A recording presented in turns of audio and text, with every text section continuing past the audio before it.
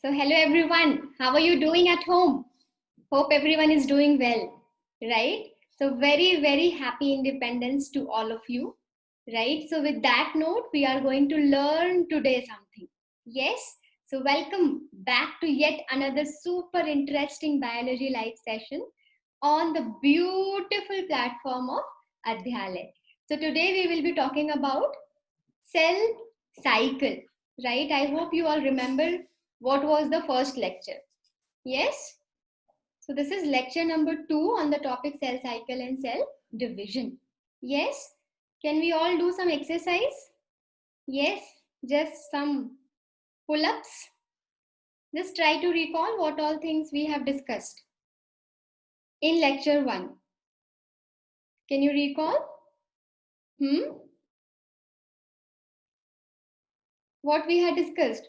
We had learned something related to this, right? Cell cycle.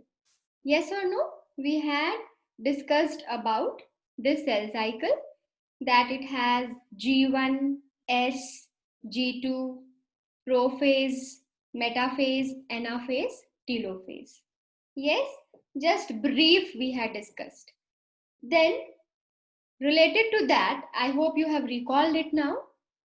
Just answer the first question, second question, and third question. Answer them. The answer to the first question is what? There are two types of cell division you will come across. One is what? Mitosis. And another one is what? Meiosis. So one by one we will be learning about both of them. Okay, one will be mitosis, another will be meiosis. The second question is, what are the causes of cell division? What are the causes of cell division? So answer to that is, do you remember? Do you remember that? I had given you two reasons for it. Yes, if there is disturbance in the nucleocytoplasmic ratio, when nucleus has trouble in controlling the entire cytoplasm due to very big size, then the cell decides that I should divide, right? So one reason was what?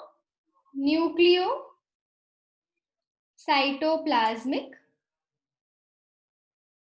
ratio, right? Disturbance in nucleocytoplasmic ratio. The another reason which we had discussed was related to surface area and volume, right? These were the major two reasons why a cell divides. Then come for the next question. Define cell cycle. So what is it? This also we had discussed the other day. Define cell cycle. What is it? It's a sequence, right? Sequence of events. Remember? By which what happens? By which a cell duplicates what? Its genome. What else? What else? Synthesizes the other constituents of the cell. Synthesizes the other constituents of the cell. The other constituents of the cell, and then finally the cell divides. The other constituents of the cell, and eventually the cell divides into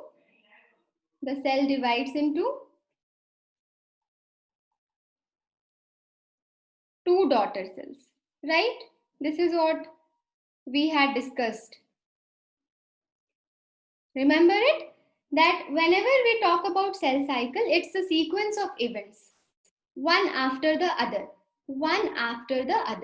sequence of events. So whenever I say sequence of events happening one after the other, what all things it will include? It includes duplication of the genome. Duplication of genome means doubling the genetic content. Why? Because you need to make two cells. Is it only the thing which is required? No. इसके अलावा you need to make other things also, right? So you need to synthesize the other constituents of the cell, and eventually the cell divides into 2 daughter cells, right? This is your entire definition for the cell cycle, right? How do you get 2 daughter cells from the parent cell? So this is the parent cell, right? And from this parent cell, when it is dividing, the new cells which you get, you call them as daughter cells. The new cells which you get, you call them as daughter cells. Is that clear? What are daughter cells? The new cells which are the result of the cell division. The new cells which are coming from the parent cell, they are called as the daughter cells. Always we call it as daughter cells. Okay, the new cells which got formed. Got it? So today's class, what are we going to discuss? We are going to discuss about different phases of the cell cycle. We are going to discuss about different phases of cell cycle. What are the different phases of cell cycle? We have divided it into 2. First phase is interphase, where the actual preparation happens. And the second phase is the division phase, where actually the division takes place. Got it? So what do you get in interphase? Can you divide it into multiple subphases? Yes, you can. You know, right? There are 3 subphases in this: G1, S, G2. You know what happens here? Cell is going to duplicate the genome and cell is going to synthesize the other constituents, right? That is going to happen. Cell is basically going to become ready to become into 2, right? So that is what is going to happen. Now, since, let's say, I am asking you that Azam, go and, look at the cell which is dividing now. So you are going with a microscope and you are seeing the cell. Answer this question. Will you be able to see the cell doing G1 phase, S phase, and G2 phase? Will you be able to see? Even if I provide you a microscope, will you be able to see? No. You will not be able to see it even through a microscope. You will not be able to see it. But you know, right, that how much percentage of the cell cycle is spent in interphase? 95%, right? 95% of the entire cell cycle time is given in interphase. For example, if you take human cell, on an average 24 hours लगते हैं cell को divide करने में. उस 24 hours में 23 hours cell रहता है interphase में. Cell resides in interphase. You can see कि कितना important है interphase. It is very very important. But आप चाहोगे कि माइक्रोस्कोप से देख लो, आपको कुछ नहीं दिखेगा कि सेल क्या कर रहा है, कब क्या सिंथेसाइज कर रहा है. इसकी वजह से इसको हम रेस्टिंग फेज भी बोलते हैं. समझ आया? The interphase which is actually the growing phase of the cell, where cell will synthesize its constituents and will double the genomic material, will double the genetic material. But ये दिखता नहीं, that is why इसको resting phase भी बोलते हैं. हमें लगता है कि वो रेस्ट कर रहा है, बट एक्चुअली वो मेहनत कर रहा है ना? अगर आपका एग्जाम है आज से 1 साल के बाद, आप अभी जो 1 साल मेहनत कर रहे हो दिख तो किसी को नहीं रहा है, right? So it's resting phase. आप मेहनत तो बहुत कर रहे हो but no one is seeing it, क्योंकि रिजल्ट तो आ नहीं रहा उसका, right? So that is the reason why this interphase, कभी कभी आप इसको रेस्टिंग फेज भी बोलोगे तो वो गलत नहीं होगा, लोग इसको रेस्टिंग फेज भी बोलते हैं इंटरफेज को, जिसके सब फेजेस है G1 S and G2, G1 S and G2. Got it? Yes. तो अब हम सीखेंगे एग्जैक्टली G1 में क्या होता है. रेडी?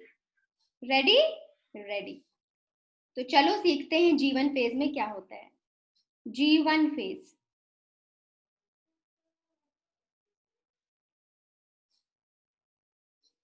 क्या बोलते हैं इसको, जल्दी से बताओ. What we can call it.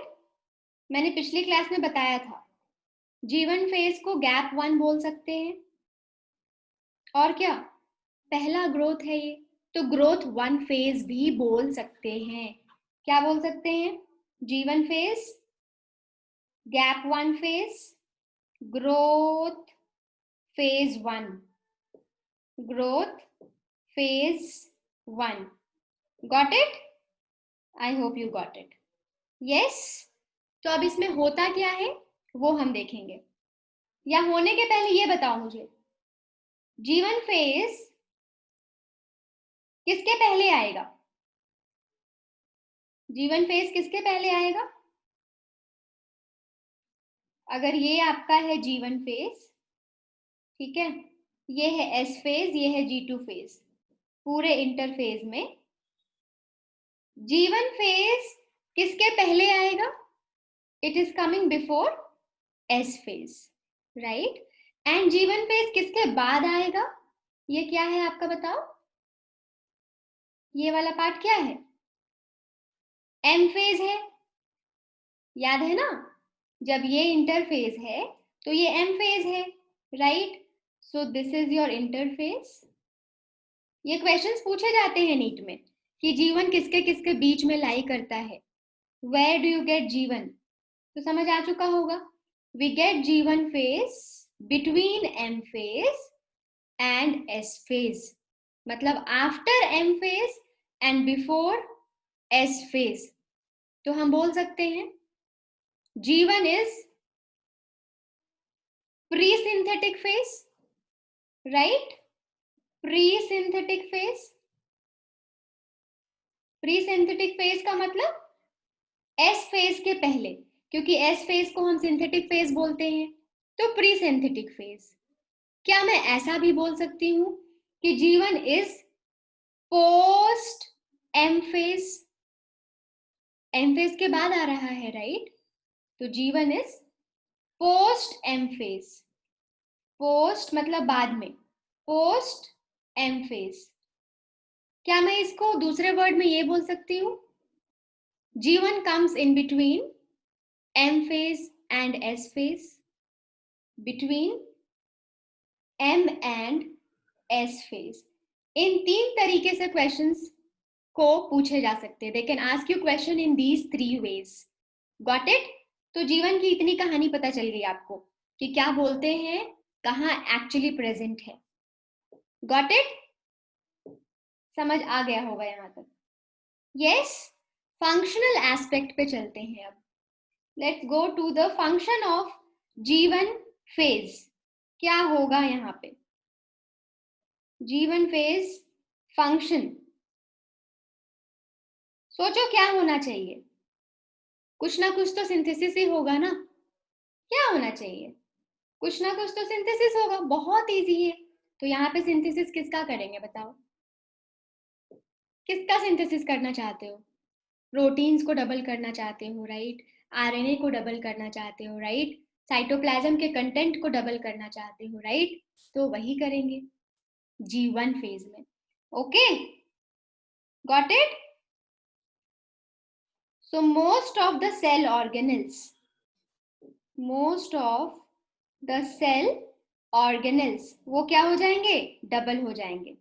ठीक है, most of the cell organelles वो आपके सिंथेसाइज हो जाएंगे. Most of the cell organelle synthesise हो जाएंगे. आरएनए सिंथेसिस हो जाएगा, प्रोटीन का सिंथेसिस होगा. मतलब सेल बिल्कुल रेडी हो रहा है. समझ रहे हो? सेल बिल्कुल रेडी हो रहा है चीजों को डबल कर करके। सेल ऑर्गेनल्स डबल हो गए, आरएनए डबल हो गए, प्रोटीन्स डबल हो गए, ठीक है। तो ये सारी चीजें डबल डबल हो रहा है। इसकी वजह से क्या होगा बताओ? क्या सेल का साइज अभी भी उतना ही छोटा होगा या सेल का साइज बड़ा होगा? सेल ऑर्गेनल्स डबल हो रहे हैं, आपका प्रोटीन बन रहा है, आरएनए बन रहा है, तो ऑब्वियसली ना सेल की साइज बड़ी होगी। Obviously the cell size will start to increase. The cell size will start to increase. Got it? तो क्या हुआ? ग्रोथ वन फेज बोलोगे ना कि हाँ सेल की साइज तो बड़ी होगी। तो इसमें हुआ क्या क्या? कुछ कुछ सेल ऑर्गेनल्स बने, कुछ कुछ आरएनए बने, कुछ कुछ प्रोटीन बने। तो सेल थोड़ा आराम से है कि चलो मैंने कुछ कुछ तैयारी कर लिया है। I have done some preparation so that I can go for the next stage. और नेक्स्ट स्टेज कौन है पता है आपको? What is the next stage? What is the next stage? What is the next stage? It is S phase. It is S phase, जिसको बोलते हो synthetic phase. क्या बोलते हो? सिंथेसिस फेज या सिंथेटिक फेज। Synthesis phase. किसकी synthesis होगी यहाँ? What is going to get synthesized? What is going to get synthesized? My dear children, it will be DNA. DNA synthesis, right? So DNA synthesis phase. यहाँ पे DNA double होगा, यहाँ पे DNA double होगा। अब मेरी बात को बिल्कुल ध्यान से सुनो। मान लो कोई सेल है, ये उनका न्यूक्लियस है, उसके अंदर में डीएनए है। इस डीएनए की कंटेंट है सी। मैंने क्या बोला? ध्यान से सुनो। इस डीएनए की कंटेंट क्या है? सी। ये एस फेज कर चुका है, ये एस फेज क्रॉस कर चुका, सिंथेसिस फेज हो चुका। बताओ कंटेंट का क्या होने वाला है? क्या ये अभी भी सी होगा या डबल हो जाएगा? मैं बोल रही हूं एस फेज में सिंथेसिस ऑफ डीएनए होगा, तो क्या कंटेंट सी ही रहेगा या डबल होगा? बिल्कुल, ये डबल हो जाएगा। और डबल जब मैं बोलूं तो फटाफट 2C लिख देना बिना any hesitation. Okay, so content C now has become 2C। ये कंटेंट की कहानी। रेप्लिकेशन ऑफ डीएनए हो गया। क्या हुआ? Replication of photocopy. बेसिकली क्या हो रहा है? जेरोक्स हो रहा है। Replication of DNA, photocopy, photocopy, xerox. क्योंकि आपको दो सेल को देना है ना, दो सेल को देना है तो आपको डबल तो करना ही पड़ेगा, आपके पास कोई ऑप्शन नहीं है। आपने डबल कर दिया 2C। पहला पॉइंट। अब मेरी इस पॉइंट को ध्यान से सुनो। What is going to happen to number of chromosome? ध्यान से सुनना और बोलना। नंबर ऑफ क्रोमोसोम, क्या ये अलग हो जाएगा? सोचो, आपकी एक हैंड की सेल है, हाथ का सेल, उसको डिवाइड करना है। आपके बॉडी सेल में कितने क्रोमोसोम होते हैं पता है ना? आपकी बॉडी सेल में कितने क्रोमोसोम होते हैं पता है ना?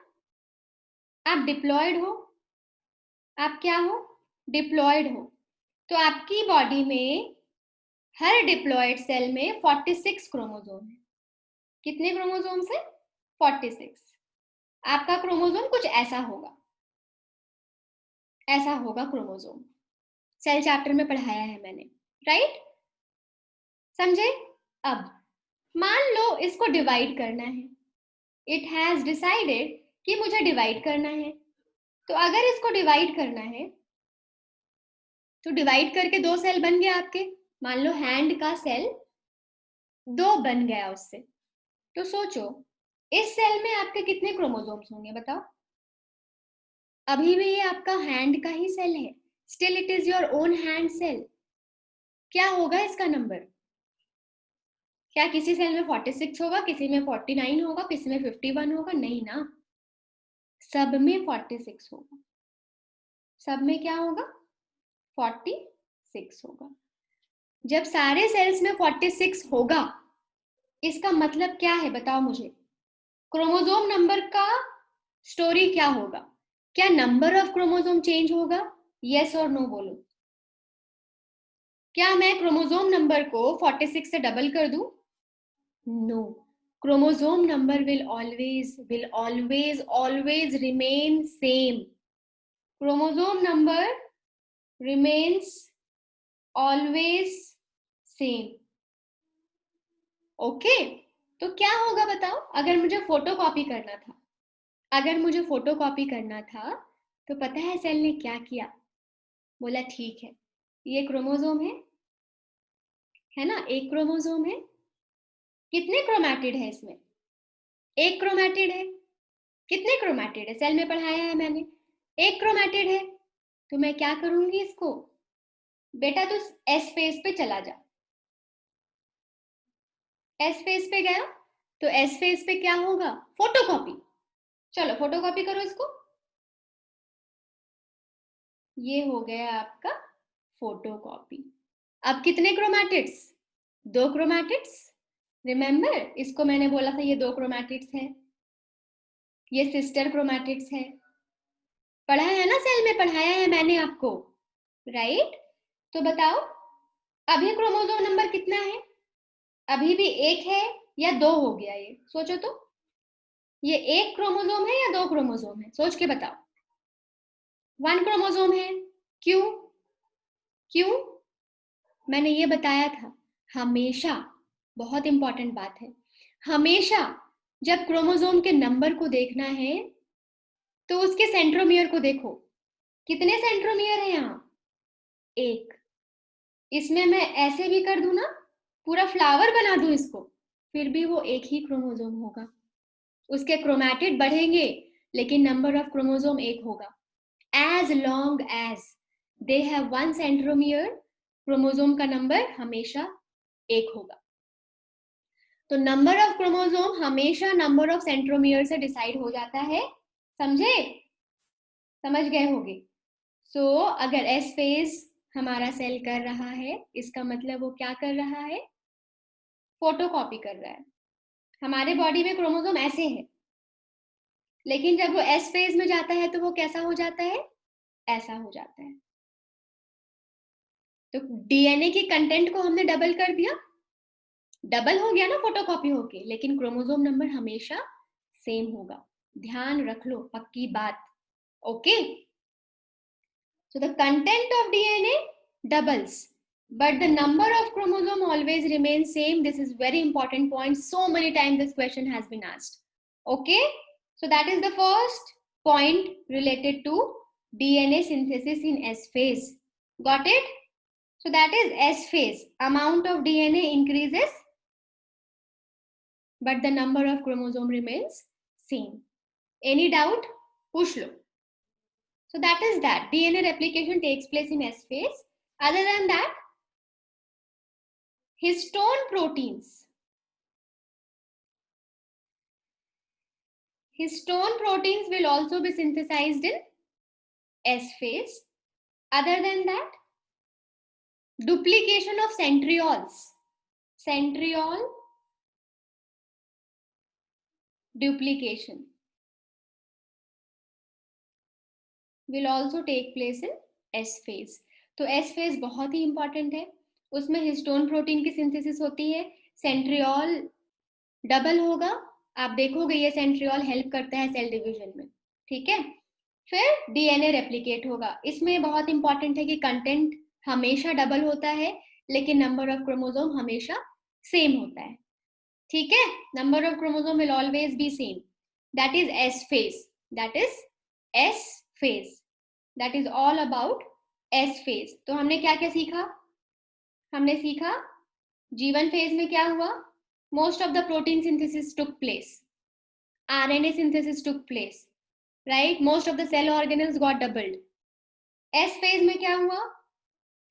DNA synthesis, centriole का डबल हुआ, एंड हिस्टोन प्रोटीन का सिंथेसिस हुआ। Got it? अब हमारा आ गया G2 phase. Let's move on and study what? G2 phase. G2 phase. G2 phase तो बहुत सिंपल है। G2 फेज को क्या बोलोगे? Growth 2 phase. मुझे नहीं बताना चाहिए, आपको खुद सोचो, जीवन से रिलेट करो। और क्या बोल सकते हो? गैप 2 फेज बोल सकते हो। उसको गैप 1 बोलते थे, तो इसको क्या बोलोगे? गैप 2 फेज बोलोगे। बोलोगे ना? So this is your G2 phase, growth 2 phase, gap 2 phase. What happens here? उसको पढ़ने के पहले ये बताओ।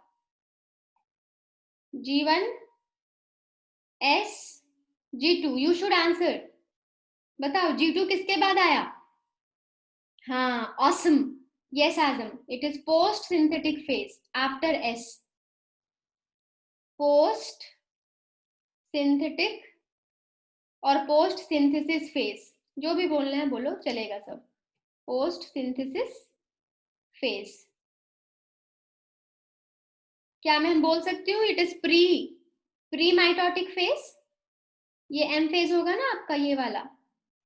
इसके बाद आपको एम फेज मिलेगा।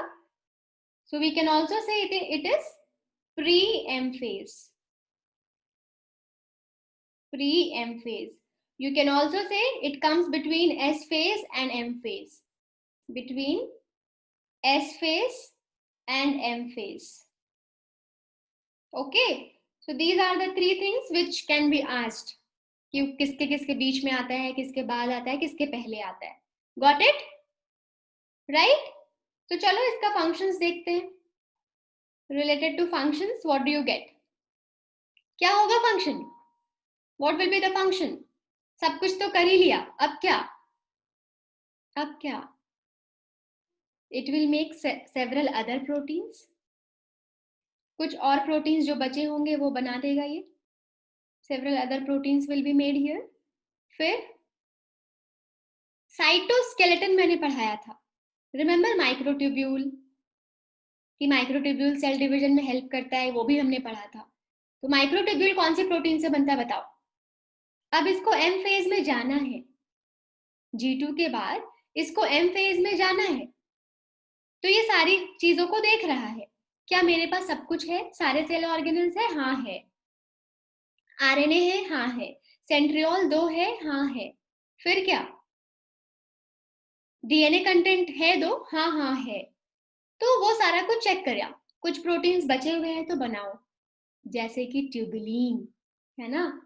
तो ट्यूबुलिन का सिंथेसिस हो जाएगा आपका G2 वाले फेज में। सिंथेसिस ऑफ ट्यूबुलिन, है ना? यही आपका बनाएगा स्पिंडल फाइबर्स, और यही स्पिंडल फाइबर्स हेल्प करता है सेल डिवीजन में। अभी हम देखेंगे इसके बाद का जो एम फेज आएगा ना, कि वो कैसे हेल्प करेगा सेल डिवीजन में। Helps in cell division. तो ये स्पिंडल फाइबर्स किससे बने होते हैं? कौन से प्रोटीन से बने होते हैं?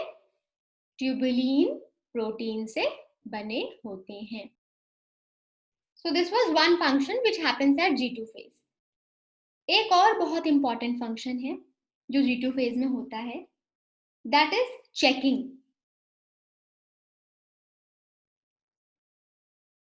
किसकी चेकिंग होगी यहाँ पे? किसकी चेकिंग होगी?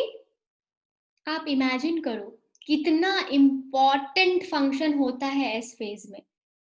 रेप्लिकेशन ऑफ डीएनए होता है वहां, समझ रहे हो? अगर उसमें एक भी गलती हुई जीन में, जीन के रेप्लिकेशन में, तो क्या हो सकता है? हमारा जो दूसरा सेल बन रहा है वो डिफेक्टिव होगा ना? तो G2 फेज में वो चेकिंग भी की जाती है कि मैं तुम्हें एम फेज में भेजूं कि नहीं भेजूं, मैं डिसाइड करने वाला हूं। तो चेकिंग होती है G2 फेज में। वो क्या करेंगे? मान लो आपका सेल का कुछ ऐसा डिजाइन है, बस इमेजिन कर लो, ठीक है? ऐसा फोटोकॉपी करो इसका, जब इसका फोटोकॉपी हुआ तो इसने कैसा बनाया, ऐसा बनाया, ठीक है। फोटोकॉपी हो गई और फोटोकॉपी के बाद ऐसा बन गया। तो बताओ, दो तो जरूर बन गया, फोटोकॉपी तो जरूर हो गया, लेकिन चेंजेस हो गए ना। तो क्या ये सही रेप्लिकेशन हुआ एस फेज में? नहीं। और अगर ऐसा हुआ है, गलती हुई है, तो G2 फेज उसको करेक्ट करेगा, है ना। G2 फेज उसको बोलेगा नहीं नहीं, यहाँ यहाँ गलतियां हुई है, इसको सुधारो, करेक्ट करो, इसको फिर से ऐसा बनाओ, समझ रहे हो। बोलेगा हाँ बस समझ रहा हूँ समझ रहा हूँ, तो कर लिया। फिर बोलेगा oh yes now you are ready to go, तो उसके बाद इसको भेज देगा एम फेज में, जाओ बेटा जाके डिवाइड हो जाओ, now you are completely ready for actual cell division, actual M phase. Got it? Yes? तो ये है आपका एक चेकिंग। ऐसा ही चेकिंग हमारे सेल में बहुत जगह होता है, ऐसा ही चेकिंग हमारे सेल में बहुत जगह होता है, पता है। उसको बोलते हैं चेक पॉइंट्स। मान लो आपको कहीं ट्रैवल करना है, बहुत लंबी जर्नी है, कभी नोटिस किया है बीच बीच में चेक पॉइंट्स होते हैं, पुलिस की वो टोल नाका जगह रहेगा, पुलिस लोग रहेंगे, and check points will be there. वो लोग चेक करते हैं एक बार सारी चीजों को, होता है ना चेक पॉइंट्स जगह जगह पे। उसी तरह सेल साइकिल इतना ज्यादा सीक्वेंस में होता है, इतना ज्यादा कोऑर्डिनेटेड होता है कि इनमें चेक पॉइंट्स लगे होते हैं।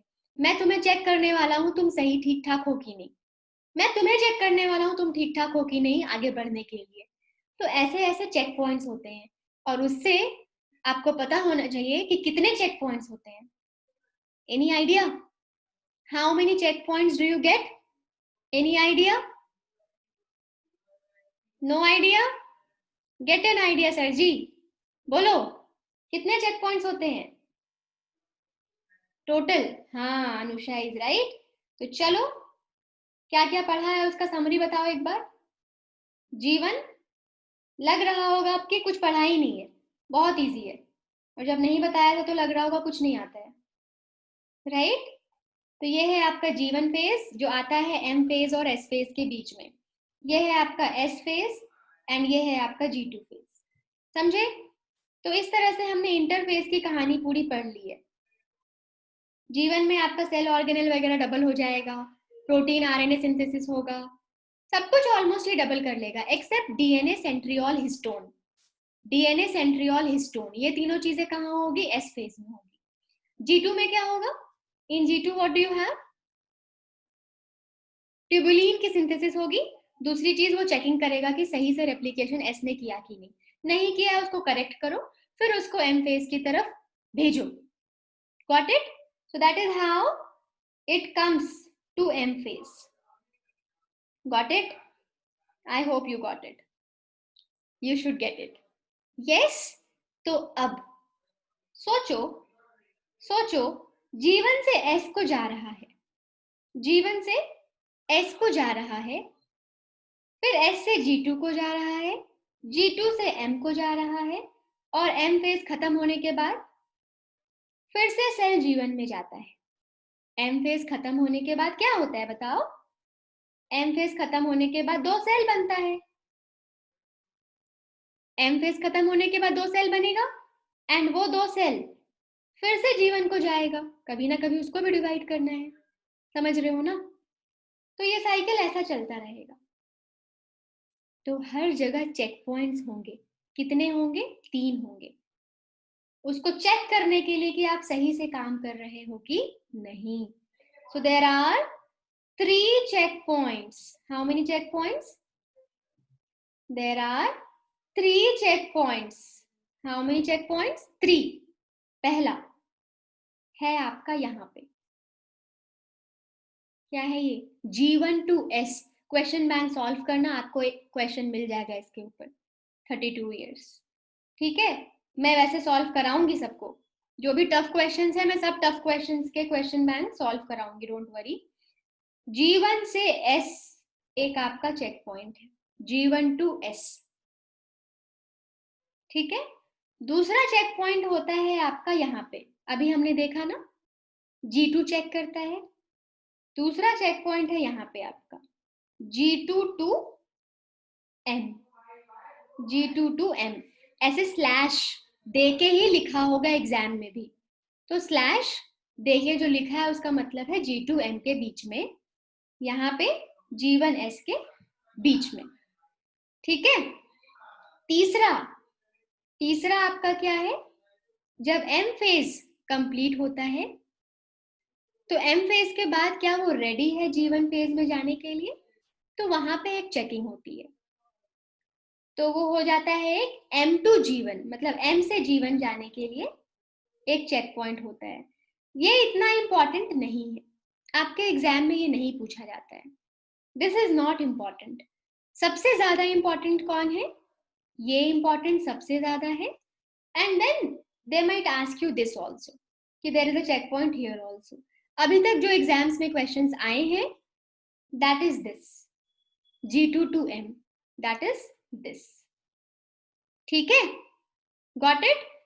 एक ऐसा भी क्वेश्चन है नीट प्रीवियस ईयर में कि अगर the question is like this, when do we say that cell will divide, when do we say or when can we decide that now the cell will divide, जब वो G1 को cross कर जाए, जब ये वाला क्रॉस कर जाएगा ना G1, जब G1 क्रॉस कर गया यहाँ आ गया, जब ये वाला जो चेक पॉइंट है वो सक्सेसफुली कंप्लीट हो जाता है G1 पे, so when it completes the G1 तो सेल को डिवाइड करना पड़ेगा, सेल को डिवाइड करना पड़ेगा। क्वेश्चन है, सॉल्व करके देखना प्रीवियस ईयर क्वेश्चन बैंक में कि when do we decide that now cell has to divide, तो जब वो G1 को कंप्लीट करेगा, ठीक है, क्योंकि जब S आ गया तो उसको रेप्लिकेट होना है, रेप्लिकेट हो गया तो G2 के पास तो चेक पॉइंट है, G2 उसको करेक्ट कर देता है ना, एंड उसके बाद M फेज को भेज देता है। ये जो चेक पॉइंट है ना, क्या कर रहे हैं, रोक, they are stopping it, they are roking it, right, they are stopping it। तो ये ना किसके थ्रू कंट्रोल होता है, एंजाइम्स होते हैं, किसके थ्रू कंट्रोल होता है, एंजाइम्स होते हैं, जिसका नाम है साइक्लिन, या उसको ऐसे बोलते हो CDK, cyclin dependent kinase enzyme, cyclin dependent kinase. Kinase आपका रिलेटेड है किससे, kinesis, movement, division, remember karyokinesis nucleus का डिवीजन, साइटोकाइनेसिस सेल का डिवीजन, रिमेंबर इट, राइट। तो ये जो आपका CDK है ना, cyclin CDK, cyclin dependent kinase, ये हेल्प करता है चेकिंग में और आगे बढ़ाने में। तो यहाँ पे G1 to S है, यहाँ पे G2 to M है, सिंस ये M की तरफ जाता है तो इसको हम M साइक्लिन भी बोलते हैं, M साइक्लिन। M साइक्लिन का मतलब, M साइक्लिन का मतलब माइटोसिस करने वाला cyclin. So I hope now you remember it. There are 3 checkpoints. पहला G1 to S, दूसरा G2 to M, एंड तीसरा आपका M to G1 होता है। This is not that necessary to know, but this is very necessary to know. इसको अलग अलग तरीके से लिखते हैं वो, G2 to M स्लैश देके, M साइक्लिन भी दे सकते हैं वो, इसको ऐसे G1 to S लिखेंगे। वो पूछ सकते हैं कि कौन कंट्रोल करता है, तो आप बोलोगे साइक्लिन और cyclin dependent kinase CDK। Got it? These are the checkpoints which control your cell cycle. These are the checkpoints which control your cell cycle, right? So what all things we learned? Can we have the summary? हमने पढ़ा interface, right, interface में क्या पढ़ा, G1 S and G2 के functions, G1 S and G2 के functions, and पढ़ा check points, and क्या पढ़ा? रिलेवेंट क्वेश्चंस, आपके क्वेश्चंस कैसे आ सकते हैं नीट में, right? You can start solving 32 years question bank, ठीक है? अगर आपको पता नहीं है कौन सा खरीदना है, which one to buy, if you don't know which one to buy, description में, वीडियो के डिस्क्रिप्शन पे क्लिक करो. You know how to do it, right? The same video, उसके डिस्क्रिप्शन पे क्लिक करो, मैंने उसका लिंक भी ऐड कर दिया है. अमेजोन से आप बाई कर सकते हो. I have given you the link, है ना? डिस्क्रिप्शन पे जाना एंड वहां से उस लिंक पे क्लिक करो and then you can buy that book, ताकि कोई भी गलत बुक नहीं खरीदो आप. Okay, so you can get that link in the description. If you have not bought it, buy it now. Buy it from the link given so that no any issue is there. Okay, so that is that.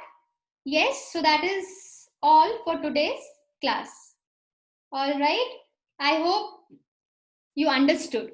Yes, if you understood and you want to learn more, in next class we are going to learn about M phase. हम mitosis का पूरा M phase सीखेंगे, prophase, metaphase, anaphase, telophase क्या होता है उसमें. बहुत easy chapter है. एंड उसके बाद मियोसिस सीखेंगे एंड दोनों के सिग्निफिकेंस क्या होते हैं, that we will learn. Okay, yes, so if it was helpful, you want to learn more, then you can please like and subscribe, right? Chalo, thank you, bye bye.